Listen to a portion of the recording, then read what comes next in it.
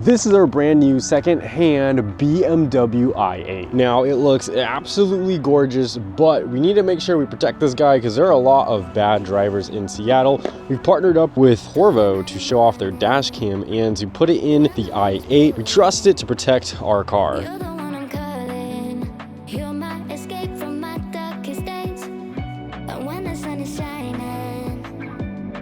Every car has a windshield, and that is where the dash cam is going to mount. Here is the dash cam. It is pretty small, so you don't have to worry about it obstructing your view or anything. You got buttons on the side, on the bottom to help you navigate through it. It also has an app. To download the app, it's on the camera. You have to go into the settings and then you go to Wi-Fi function, and then you can use your phone to scan the QR code. It'll pop up here. It'll open the Google Play, and I'm assuming if you're on Apple, it'll open the Play Store there. And it's called Visual Dash Cam Viewer. So we're gonna go ahead and install that. In the Wi-Fi settings, I was able to connect to their Wi-Fi. It might say internet not be available, but it's fine. We're gonna connect this one time, and then we'll go back to the app, and it should finish connecting. Okay, now it has loaded. So we can see the dash cam, what it's seeing right here on the screen. We can see that it's recording. We can see the mic. We can flip the camera. I'm assuming that means it's going to go to the back camera, and that is the back camera. You can adjust all of the settings in here. You can also adjust them on the camera as well, but the app might make it a little bit easier of a user interface to navigate through. What I like is the files are right here. Oh, also you can pause recording. You can take a picture. There's the settings that we were just in, but if we look at the files, we can see all the files in here, and you can automatically download stuff. I don't want to, so let's cancel out of that, and then we can just click any in here. We have loops, snapshot, locked, parking, so it categorizes them into different things. Cool. If we click on one of them, I'm sure we could just view the video, and it tells you a bunch of information regarding the altitude, so that's pretty cool. The positioning of where you are, and then I'm assuming whenever this loads, a Google map. You could download, crop, screenshot, and delete, so it's pretty dope. It does it for the front and the back.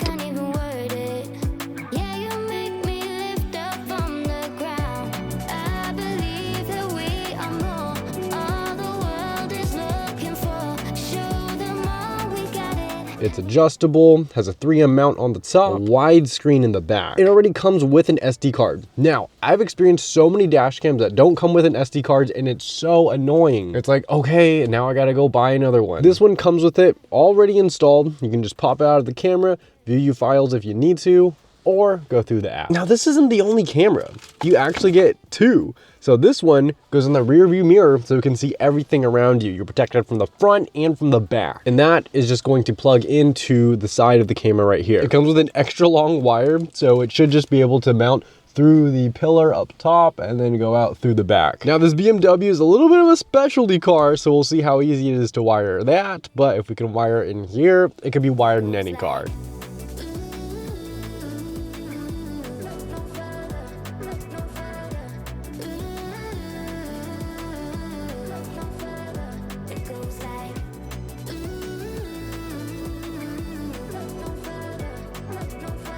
I would recommend turning on the dash cam and then trying to fit it to where you think it's best, where it can get a good angle out the front of your car. Once you do that, stick it to the glass and then run the cable along the A-pillar down the outside. Once you hit the very bottom, you could route it underneath the glove box. And then from there, route it to your cigarette lighter, also known as the DC port inside the car. Same thing, 3M pad on that rear camera. We just stuck it back there. Now that we finished the front, you can mount it anywhere.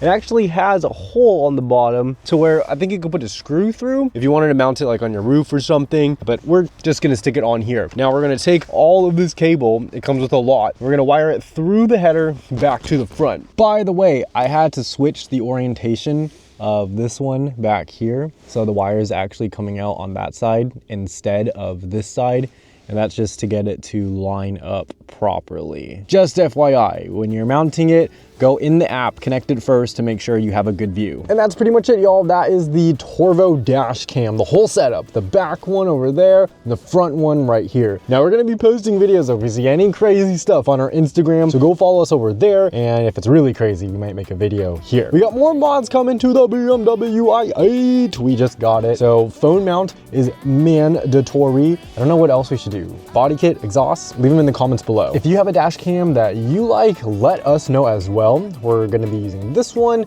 and I think the setup's pretty cool. The app is my favorite part, and the fact it comes with an SD card. Still love that. Please, sir, I get a treat if you like, sir, and I get 5 if you subscribe, sir.